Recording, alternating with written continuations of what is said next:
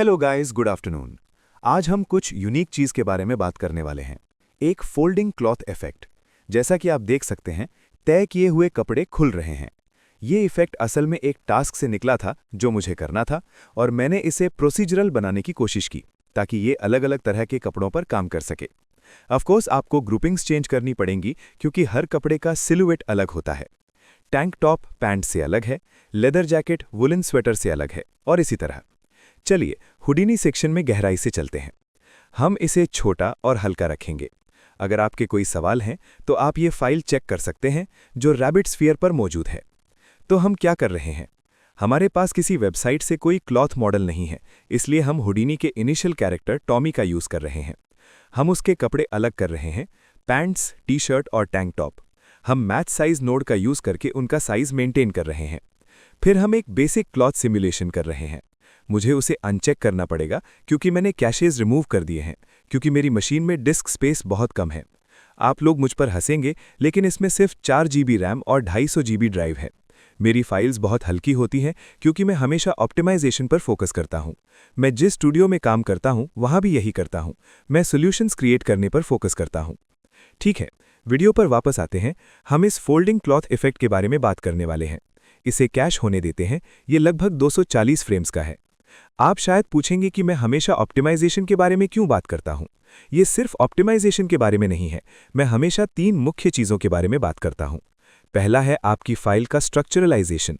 आपकी फाइल का structure, colouration और वर्कफ्लो हमेशा एक जैसा दिखना चाहिए।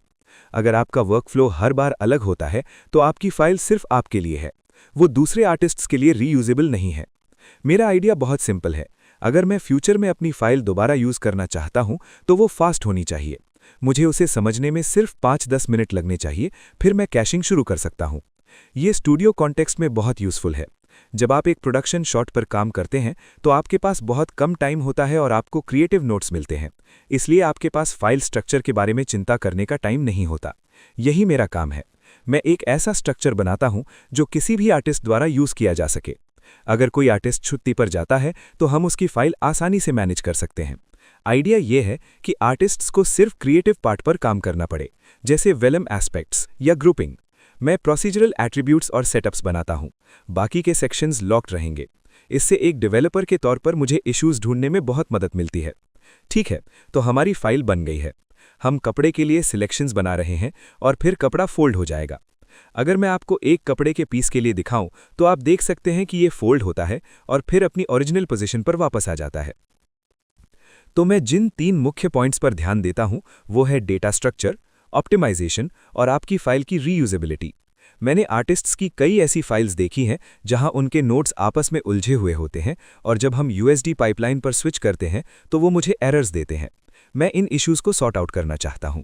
जब हम सिर्फ प्रोसीजरलिज्म पर फोकस करते हैं तो कभी-कभी क्रिएटिव एस्पेक्ट पीछे रह जाता है। कई आर्टिस्ट्स मेरे पास आते हैं और कहते हैं कि स्ट्रक्चर अच्छा है, लेकिन उनके पास पर्याप्त क्रिएटिव कंट्रोल्स नहीं है। यही वो चीज़ है जिस पर मैं अब काम कर रहा हूं। आइडिया ये है कि एक प्रोसीजरल वर्कफ्लो बनाया जाए जो रीयूजेबल, हल्का, ऑप्टिमाइज्ड और बहुत आसान हो। इसके अलावा मैं एक ऐसा स्ट्रक्चर बना रहा हूं जिसे एक 5 साल का बच्चा भी हैंडल कर सके। सिंपल है, कपड़ा कपड़े जैसा दिखना चाहिए, बाल बाल जैसे दिखने चाहिए और इसी तरह। कोई कॉम्प्लिकेशंस नहीं। अगर मैं आपको दिखाऊं कि क्या हो रहा है तो आप देख सकते हैं कि कपड़ा फोल्ड हो रहा है।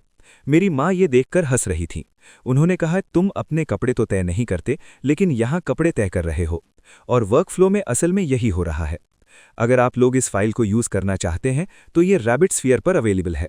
कुछ फाइल्स मैंने जानबूझकर पेड रखी हैं क्योंकि मैंने उन पर अपना बहुत सारा R&D टाइम लगाया है।